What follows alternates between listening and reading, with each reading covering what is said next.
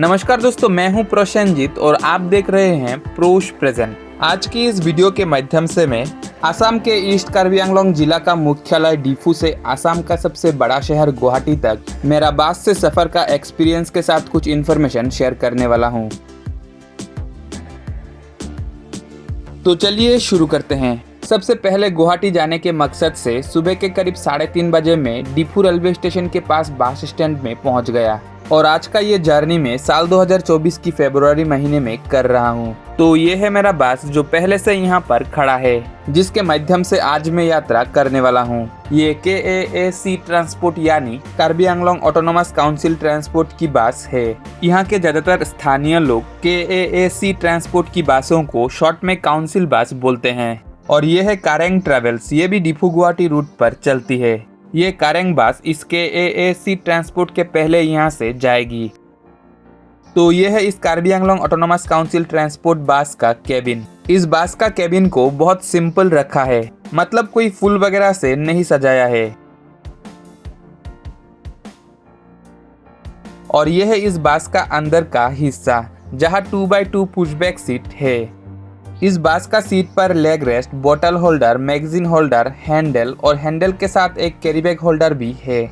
इनके अलावा इन सीट पर लेग स्पेस भी अच्छा खासा रखा गया है। और इस बस का अंदर ऊपर की ओर लगेज वगैरह रखने के लिए स्पेस, CC कैमरा, इंटरटेनमेंट के लिए टीवी, गर्मी से बचने के लिए फैन, खिड़कियों पर पर्दे और एयर सस्पेंशन भी है। और इस बस का सीट पर USB चार्जिंग सॉकेट भी था, लेकिन ये अब खराब हो चुका है। और इस बस में करीब 44 सीट है और ये एक नॉन AC बस है। वैसे इस बस का इंटीरियर और सीट काफी अच्छा है, जहां यात्री अच्छे से बैठकर यात्रा कर सकते हैं। ये कारेंग बस अब यहां से निकल रही है। अब धीरे धीरे हम भी सुबह के करीब 4 बजे यहां से निकल पड़े अपने गंतव्य की ओर। अगर रास्ते में कोई प्रॉब्लम ना हो तो आज सुबह करीब 9:30 बजे हम गुवाहाटी पहुंच जाएंगे। इस बस का टाइम टेबल और किराया से जुड़ी बातें मैं आगे करने वाला हूँ। ये डिफू टाउन एक बहुत खूबसूरत टाउन है। फिलहाल अंधेरा होने के कारण उतना अच्छे से दिखाई नहीं दे रहे हैं। मैं कोशिश करूंगा कभी और आप लोगों को इस डिफू टाउन का दिन का नज़ारा दिखाने की। एक तो अंधेरा, ऊपर से इतना कोहरा, जिसकी वजह से रास्ते को अच्छे से देख पाना मुश्किल हो रहा है। आज हम डिफू से मांजा, डबोका बाईपास, नौगांव बाईपास होते हुए गुवाहाटी जाएंगे। अब टाइम हो रहा है सुबह के करीब 4:30 और हम पहुंचे हैं मांजा। मांजा का इस पॉइंट से राइट की ओर दीमापुर के तरफ एक रोड चले गए और हम यहां से लेफ्ट लेके आगे बढ़ रहे हैं डबोका की ओर। यहाँ से दीमापुर करीब 40 किलोमीटर दूर है। सोचिए अगर ये बस डिफू से सुबह 4 बजे चलती है तो इस बस के स्टाफ को नींद से कितने बजे जागना पड़ता होगा। करीब 3 बजे उन्हें जागना पड़ता होगा और सुबह 3 बजे से शाम के करीब 6 बजे तक, जब तक ये बस डिफू ना पहुंचे तब तक उन्हें अपने ड्यूटी में एक्टिव रहना पड़ता है, जो दिन का करीब 15 घंटे होता है। और ये बस हफ्ते के 7 दिन चलती है। मेरे ख्याल से उनके लिए ये एक मुश्किल भरा काम होगा। मैंने इस बस के कंडक्टर भैया को पूछा कि वो बीच बीच में रेस्ट लेते हैं कि नहीं। तब उन्होंने बोला हाँ जरूर रेस्ट लेते हैं, लेकिन कब रेस्ट लेते हैं इसका कोई फिक्स डेट या दिन नहीं है। जब उन्हें मौका मिले या अच्छा ना लगे तब वो रेस्ट ले लेते हैं। मांजा को क्रॉस करने के बाद हमें 4 लेन रोड मिला। मांजा से हमारी बस सीट कैपेसिटी से कुछ कम पैसेंजर लेकर निकली है। बकुलिया लांघिन पहुंचने तक ये सारे सीट भर जाएगी।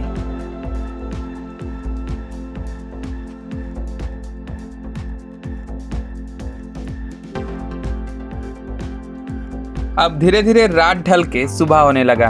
अब टाइम हो रहा है सुबह के करीब 5:30 और हम पहुंचे हैं बकुलिया। बकुलिया टाउन का बाहर से होते हुए 4 लेन रोड को निकाला गया है।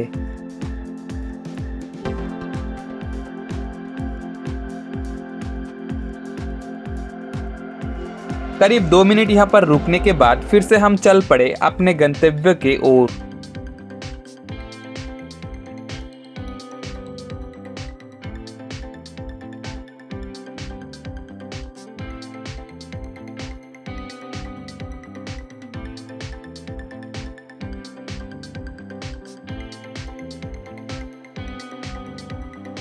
बकुलिया को क्रॉस करके कुछ आगे बढ़ने के बाद हमें यहाँ पर एक टूल गेट मिला, जो फिलहाल चालू नहीं है।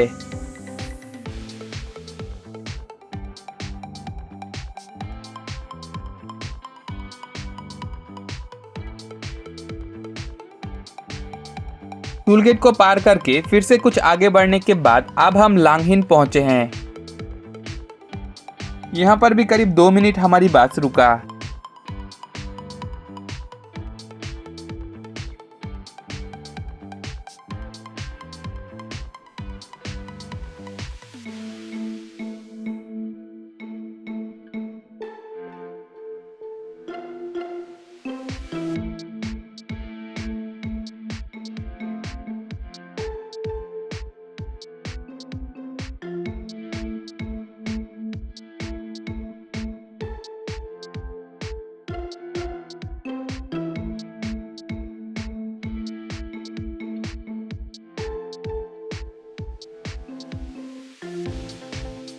लांगहिन को पार करके फिर से कुछ आगे बढ़ने के बाद अब हम डोकमोका पहुंचे हैं।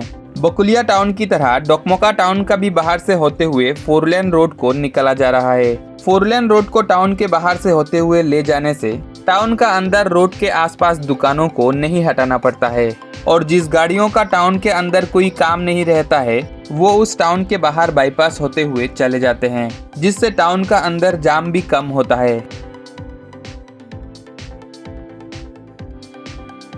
यहाँ डोकमोका में भी करीब 1 मिनट रुकने के बाद फिर से हम चल पड़े अपने गंतव्य की ओर।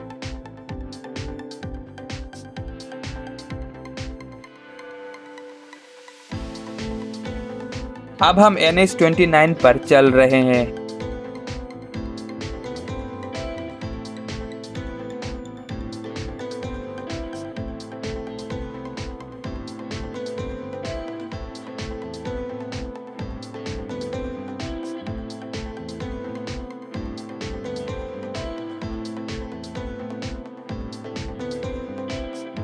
अब हम पहुंच गए पारखुआ।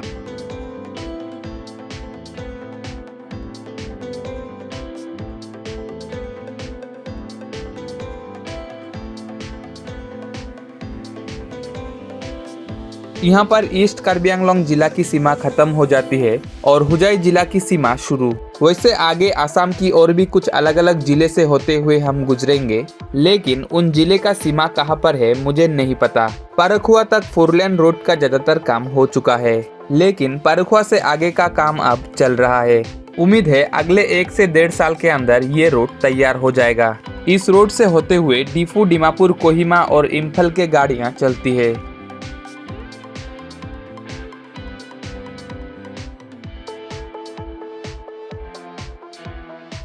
यहाँ से लेफ्ट की ओर आगे की जंगल के बाहर से होते हुए 4 लेन रोड को निकाला जा रहा है। हल्दियाटी और डोबोका बाईपास के बीच ये एक बहुत बड़ा जंगली क्षेत्र है। यहाँ पर इस जंगल में प्रवेश करते ही हमारी बस रुका। यहाँ इस बस के स्टाफ और कुछ यात्रियों ने उतर के यूरिन किया। करीब 2 मिनट यहाँ पर रुकने के बाद फिर से हम चल पड़े अपने गंतव्य की ओर।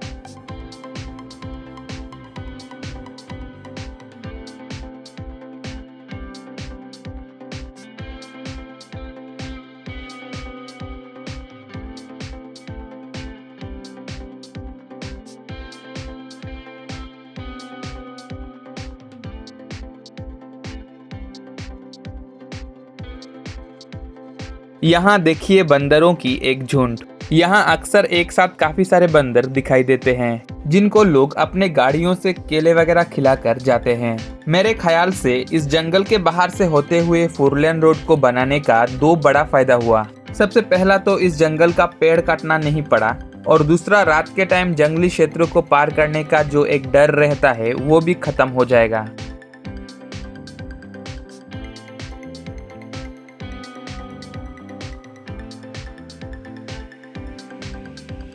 उस जंगली क्षेत्र को पार करके अब हम डोबोका बाईपास में पहुंचे हैं। यहाँ से लेफ्ट की ओर लामडिंग शिलचर के तरफ एक रोड चले गए और स्ट्रेट डोबोका टाउन की तरफ एक रोड चले गए और फिलहाल हम यहाँ से राइट लेके आगे बढ़ रहे हैं नौगांव गुवाहाटी की ओर।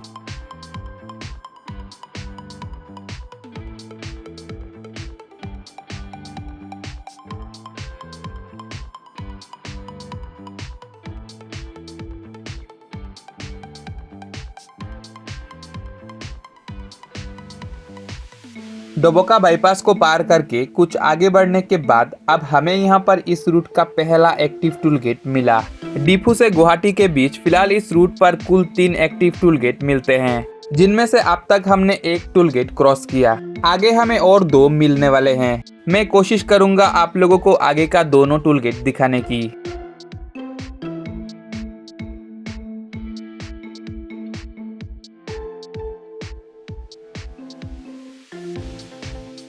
टूलगेट को पार करके कुछ आगे बढ़ने के बाद अब हम कठियातली में पहुंचे हैं। बात करूं अगर इस बस का किराया की, तो डिपू से गुवाहाटी तक इस बस का किराया मेरा 350 रुपया पड़ा। और काउंटर के अलावा रेड बस ऐप के मदद से भी आप लोग इस बस का सीट एडवांस बुक कर सकते हैं। और फिलहाल ये बस रोज सुबह 4 बजे डिपू से चलती है और उसी दिन सुबह करीब 9:30 बजे गुवाहाटी पहुंचती है। और गुवाहाटी से रोज सुबह 11:30 बजे चलती है और उसी दिन शाम के करीब 5:45 पर डिपू पहुंचती है। वैसे Karbi Anglong autonomous council transport की काफी सारे अलग अलग तरह के बसें हैं जो अलग अलग रूट पर चलती है, लेकिन फिलहाल डिपू गुवाहाटी रूट पर Karbi Anglong autonomous council transport की ये एक ही बस चलती है। Karbi Anglong autonomous council transport की इस बस के अलावा इस डिपू गुवाहाटी रूट पर फिलहाल कारेंग ट्रेवल्स की काफी सारे नॉन एसी और एसी बस चलती है। कारेंग ट्रेवल्स की टाइम टेबल और टिकट आप लोगों को रेड बस ऐप पर मिल जाएगा। और बाय रोड के अलावा ट्रेन से भी आप लोग डिपू से गुवाहाटी के बीच सफर कर सकते हैं। डिपू से गुवाहाटी के बीच काफी सारे एक्सप्रेस और सुपरफास्ट ट्रेनें चलती है। कठियातली को पार करके फिर से कुछ आगे बढ़ने के बाद अब हम नौगांव टाउन के पास बोरघाट बाईपास में पहुंचे हैं। यहाँ से स्ट्रेट नौगांव टाउन की तरफ एक रोड चले गए और राइट की ओर तेजपुर की तरफ एक रोड चले गए और फिलहाल हम यहाँ से लेफ्ट लेके आगे बढ़ रहे हैं गुवाहाटी की ओर।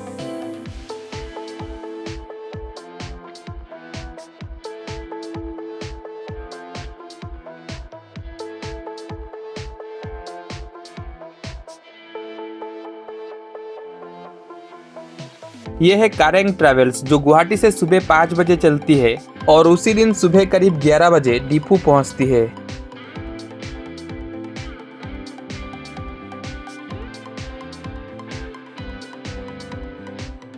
अब यहाँ पर हमें इस रूट का दूसरा एक्टिव टूल गेट मिला।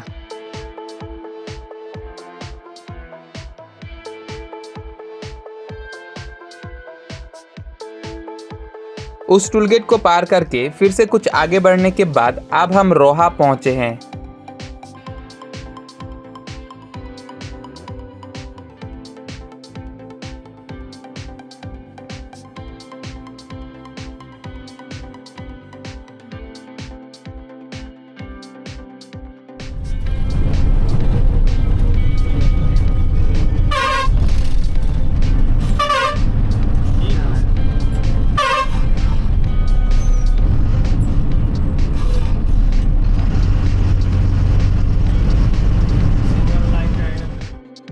ये वही कारेंग बस है जो डिपू से हमारी आगे चली थी।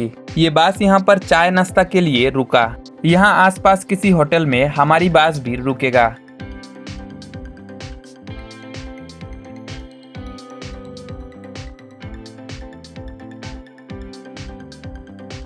रोहा को पार करके जागीरोड पहुंचने से पहले सुबह के करीब 8 बजे इस आई हंगर ढाबा में हमारी बस चाय नाश्ता के लिए रुका।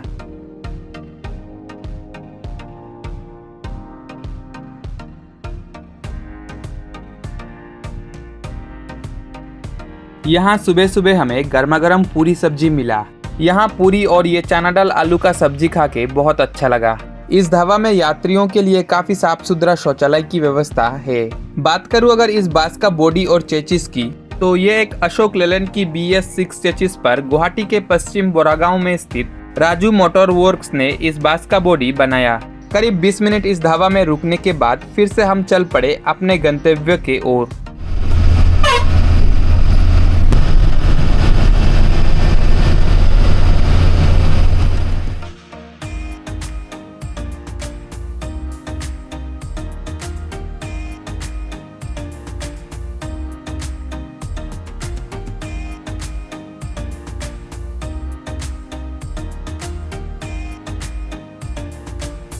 उस ढाबा से निकल के कुछ आगे बढ़ने के बाद अब हम मोरीगांव जिला में स्थित जागीरोड में पहुंचे हैं।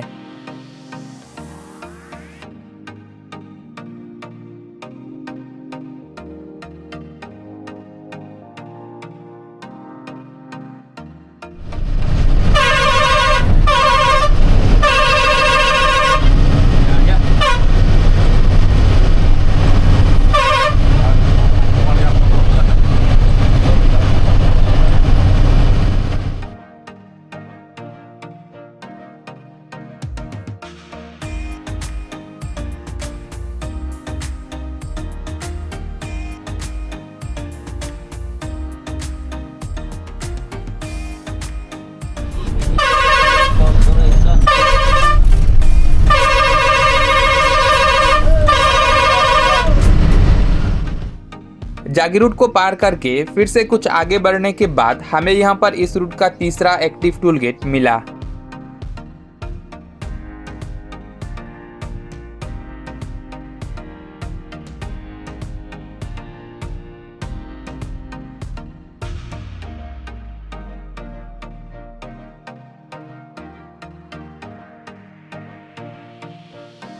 जोरापाट के आगे यहाँ काफी सारे बड़े बड़े टर्निंग है। यहाँ से सभी गाड़ियों को बहुत धीरे से गुजरना पड़ता है। उन टर्निंग को पार करके अब हम जोरापाट में पहुँचे हैं। जोरापाट का कुछ हिस्सा मेघालय में पड़ता है और कुछ हिस्सा असम में। अब हम बहुत जल्द गुवाहाटी पहुँचने वाले हैं।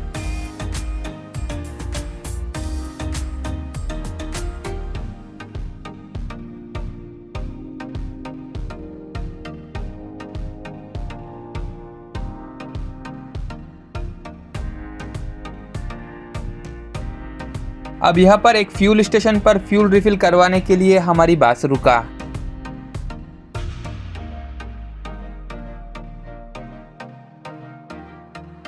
यहाँ से फ्यूल रिफिल करके फिर से हम चल पड़े गुवाहाटी शहर की ओर।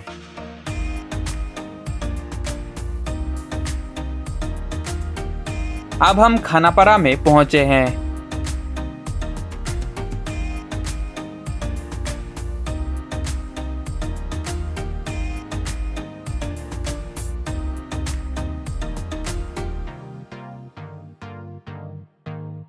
डिफू से करीब 250 किलोमीटर दूरी को करीब 6 घंटे में कवर करके हम गुवाहाटी पहुंचे हैं।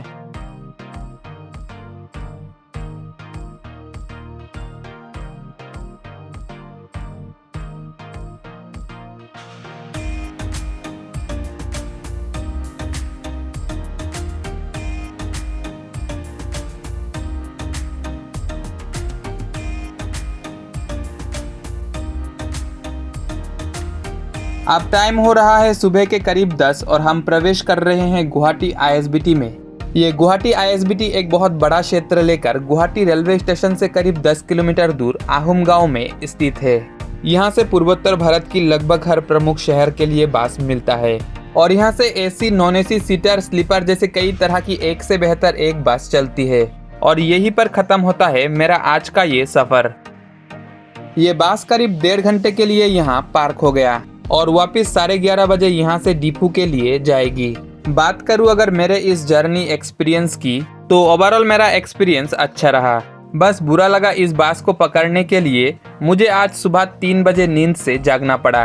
क्या करे, इस बस का टाइमिंग ही कुछ ऐसा है। अगर आप में से कोई इस रूट पर यात्रा करने वाले हैं तो ये बस आप लोगों के लिए एक अच्छा विकल्प हो सकता है। खैर, आप लोगों को ये वीडियो कैसा लगा कमेंट सेक्शन में जरूर बताइएगा। और अगले जर्नी वीडियो पूर्वोत्तर भारत की कौन सी रूट पर और किस बस के साथ देखना चाहते हैं बताइएगा। तो चलिए मिलते हैं अगले वीडियो में और धन्यवाद इस वीडियो को अंत तक देखने के लिए।